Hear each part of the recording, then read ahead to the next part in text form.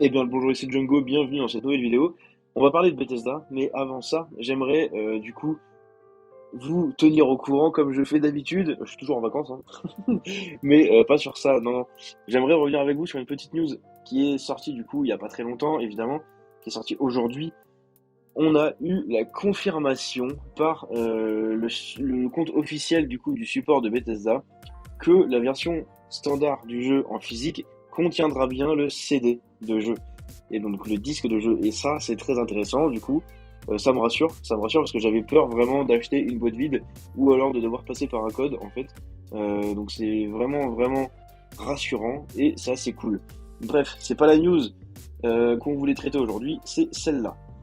Todd Howard dit Starfield va être un paradis des modeurs. Alors ça fait écho à la vidéo que j'avais faite, je sais plus laquelle, où du coup je citais un abonné qui avait dit que selon lui les 10% de planètes permettraient d'avoir un contrôle du coup par le studio dessus et le reste en fait c'était laissé en bac à sable aux modeurs.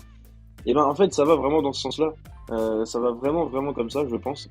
Todd Howard de Bethesda dans une interview avec Kinda Funny a déclaré que le prochain RPG spatial Starfield sera un paradis des modeurs. Donc la traduction toujours aux fraises, hein. Bethesda est ouvert à la communauté du modding depuis plus de 20 ans, ce qui, selon Howard, fait partie de l'ADN de l'entreprise. Je suis d'accord. Tous leurs jeux, ils ont toujours accueilli à grands bras ouverts leurs modeurs, en fait, tout simplement. Et c'est assez important, parce qu'on sait que les modeurs, dans beaucoup de jeux, corrigent des choses. Coucou Cyberpunk. Mais surtout, elles rajoutent beaucoup, beaucoup, beaucoup de contenu. C'est ce qui s'est passé avec tous les jeux de Bethesda. Et sans leurs modeurs, en fait, leur jeu, il serait excellent, bien sûr. Très bien, voilà. Bon, pas le jour de la sortie, mais bon, ça, c'est un autre délire. Mais non, il serait franchement très, très bon. Mais ils n'auraient pas une durée de vie aussi énorme, du coup, que ce qu'ils ont à l'heure actuelle. Regardez, il y a encore plein de trucs qui sortent sur Skyrim, c'est incroyable. Ça fait 12 ans que le jeu est sorti quand même, hein, c'est ouf. C'est un peu comme GTA, quoi. Sans les modeurs, sans tout ce qu'il y a eu autour, il n'y aurait pas eu, du coup, une aussi longue vie en fait, tout simplement, de jeux et d'exploitation de ces jeux-là. Bref, je pense que Starfield va être une sorte de paradis pour les modeurs, a déclaré Howard. Cela fait partie de notre ADN ici, nous le faisons depuis plus de 20 ans et notre communauté autour de cela.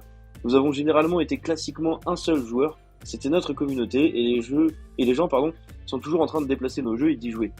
Bon, la traduction, encore une fois, elle est aux fraises. Nous en faisons donc beaucoup.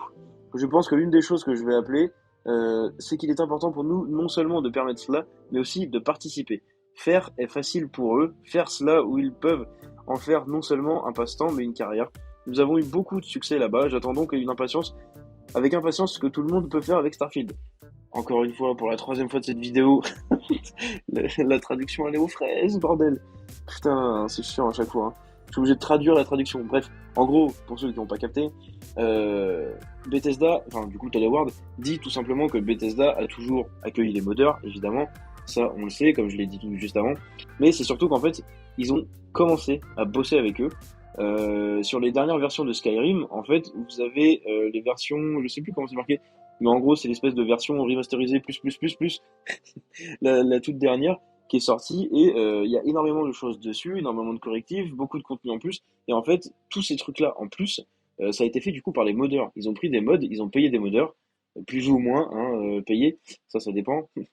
Mais ils ont quand même fait bosser des modeurs en leur nom et pour eux, du coup, pour pouvoir sortir cette édition-là. Et c'est très très intéressant en fait de savoir si pour Starfield ils ont aussi payé des modeurs, ils ont aussi bossé avec des modeurs qui sont devenus des employés en fait tout simplement. Je pense que oui, ce serait pas la première fois que ça arrive dans le monde du jeu vidéo, mais c'est très intéressant et j'aimerais beaucoup le savoir. Bref, Starfield va être un putain de bac à sable absolument gigantesque pour les modeurs, parce que si les planètes font vraiment la taille qu'on a vu dans la vidéo où je parle du coup de la taille des planètes, ça va être quand même assez incroyable s'il y a des modeurs qui se mettent dessus. Et je pense qu'il y en a beaucoup, beaucoup qui attendent que Starfield sorte pour pouvoir commencer à modder dessus. Bref, j'ai hâte de voir ça. Et j'espère qu'ils vont autoriser beaucoup de modes sur console. Parce que bon, même s'ils l'ont fait sur Skyrim, ça reste quand même assez limité, les modes sur console par rapport à ce que vous avez sur PC. Bref, j'espère vraiment que ça va être amélioré. Sur ce, c'est tout ce que j'avais pour aujourd'hui. J'espère que cette petite vidéo vous a plu. Si c'est le cas, vous pouvez la liker et vous abonner en activant la cloche. Je vous dis à la prochaine, c'était Django. Ciao.